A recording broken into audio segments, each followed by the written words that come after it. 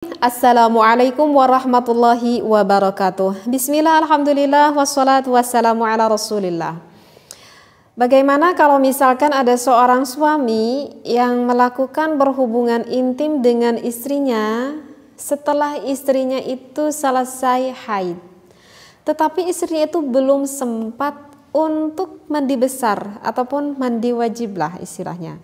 Apakah jika sang suami melakukan hal seperti itu ada akibatnya enggak? Nah, saya bacakan ya, ada di dalam kitab Is'atur Rafiq. Di sini ada hadis yang disampaikan oleh Rasulullah sallallahu alaihi wasallam. Inna tahta kulli sya'ratin janabatan faghsilu sya'ra wa anqul bashar. Yang artinya adalah sesungguhnya di bawah setiap helai rambut sang istri itu terdapat jinabah. Oleh karena itu cucilah rambutmu dan juga bersihkanlah kulitnya. Jadi dari hadis ini yang menandakan bahwa jika seorang istri yang mempunyai hadas jinabah, hadas besar, baik itu dari hadas haid, baik itu dari hadas nifas misalkan, maka kata Rasulullah segeralah untuk mensucikannya.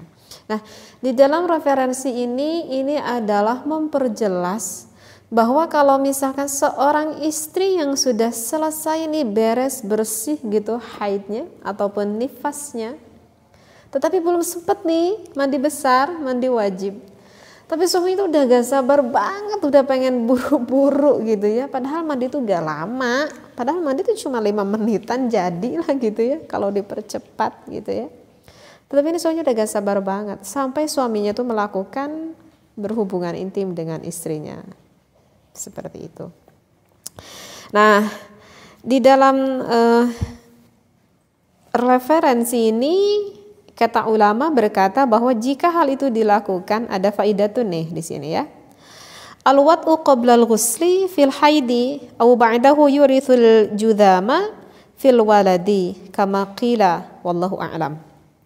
Jadi ada suatu faidah kalau misalkan seorang suami itu menyetubuhi istrinya sebelum istrinya itu mandi setelah haid ataupun setelah usai haid begitu ya, maka hal itu dapat menyebabkan penyakit lepra terhadap anak gitu ya, seperti yang dikatakan oleh sebuah pendapat di dalam kitab ini. Jadi itu dikhawatirkan nanti anaknya itu akan mempunyai penyakit lepra kata ulama tersebut. Jadi jangan lakukan itu. Jadi sebaiknya bagaimana? Jadi sebaiknya ya disuruh dulu istrinya mandi besar dulu gitu ya.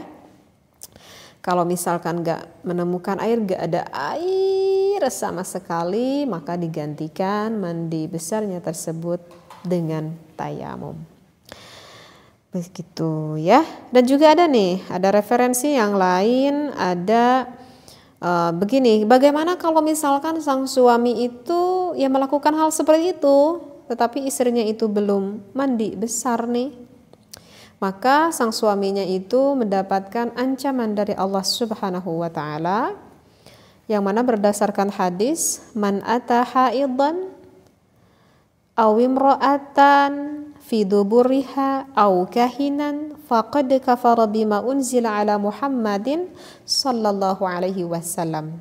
Di sini dikatakan barang siapa yang menyetubuhi istrinya ketika istrinya sedang haid ataupun menyetubuhi wanitanya melewati lubang duburnya, maka itu telah kufur terhadap apa yang diturunkan kepada Nabi Muhammad sallallahu alaihi wasallam. Na'udzubillah summa na'udzubillah min dzalik ya. Hadis ini yang diriwayatkan oleh Imam At-Tirmidzi dan juga oleh Imam Ibnu Majah. Nah, oleh karena itu jangan berpikir wahai para istri, ya udah deh karena saya udah bersih nih wahai suamiku, udah deh sekalian aja biar nanti saya mandi besarnya sekalian. Jangan berpikir seperti itu, mandi dulu nanti mandi lagi dong, ya nggak apa-apa, mandi aja lagi biar lebih bersih dan lebih wangi.